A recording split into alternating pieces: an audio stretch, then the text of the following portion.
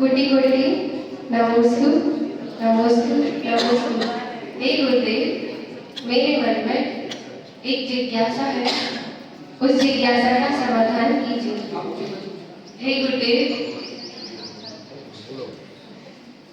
तीर्थंकरों के बाएं पैर के तीर्थंकरों का चिन्ह, जैसे कि महावीर भगवान जी का सिर का चिन्ह और आदिनाथ भगवान जी का पैर का चिन्ह, इनके चिन्ह वही क्यों होते हैं? ओम नमः सिद्धिभ्यां। बहुत अच्छा।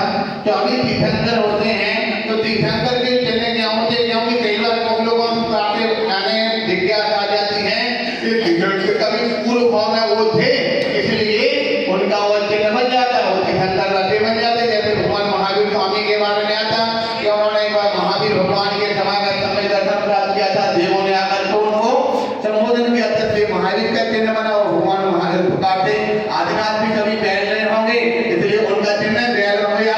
तो ऐसी कोई जिज्ञासा इस प्रकार की प्रक्रिया नहीं है, क्योंकि अगर ऐसा मानेंगे तो 24 तीर्थंकरों में 3 तीर्थंकर ऐसे हैं जिनके चिन्ह अजीब हैं।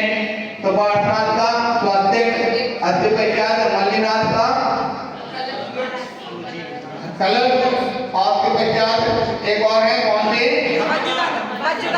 वज्रदंड, रघुनाथ का वज्रदंड। तो इनके चिन्ह अजीब है। अगर फिर पूर्व तो अजीब कैसे चिन्ह कैसे हो गए? इस प्रकार से प्रक्रिया नहीं है।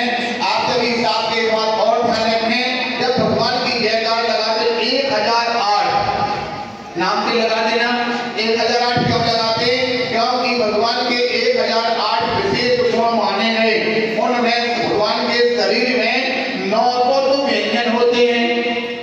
900 व्यंजन का तात्पर्य आपने समझा, कई बार देखा होगा अपने लोगों को, अपने शरीर की जो विभिन्न प्रकार की जो रेखाएं हैं, उन रेखाओं के माध्यम से जो विभिन्न प्रकार के चिन्ह बनते हैं, उन चिन्हों के लिए बोलते व्यंजन।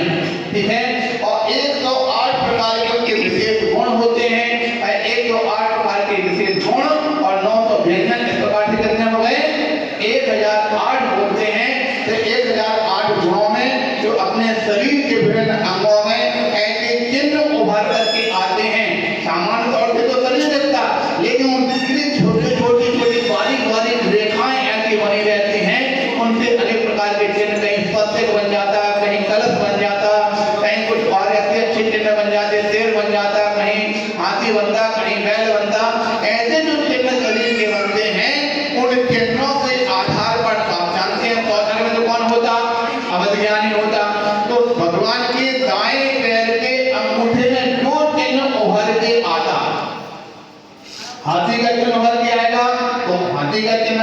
अब वो निश्चित अपने सौधर में अपनी बुद्धि के माध्यम से कि इनके पैर में एक चिन्ह है, इनके हम इस प्रकार का चिन्ह, ऐसे चिन्ह वाले के लिए क्या नाम होगा, उस सौधर में प्रकार का नाम घोषित कर दिया करता है।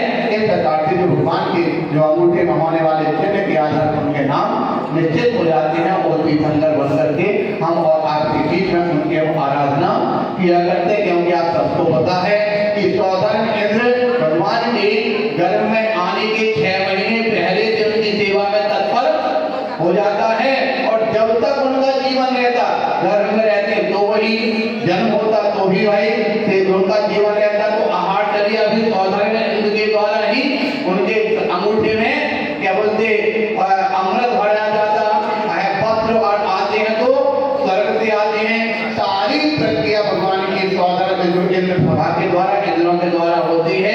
इसीलिए जो नाम है वो नाम भी सौधर्म इंद्र आदि के द्वारा दिए जाते हैं। उन चिन्हों को देखकर उनके चिन्ह निश्चित किए जाते हैं।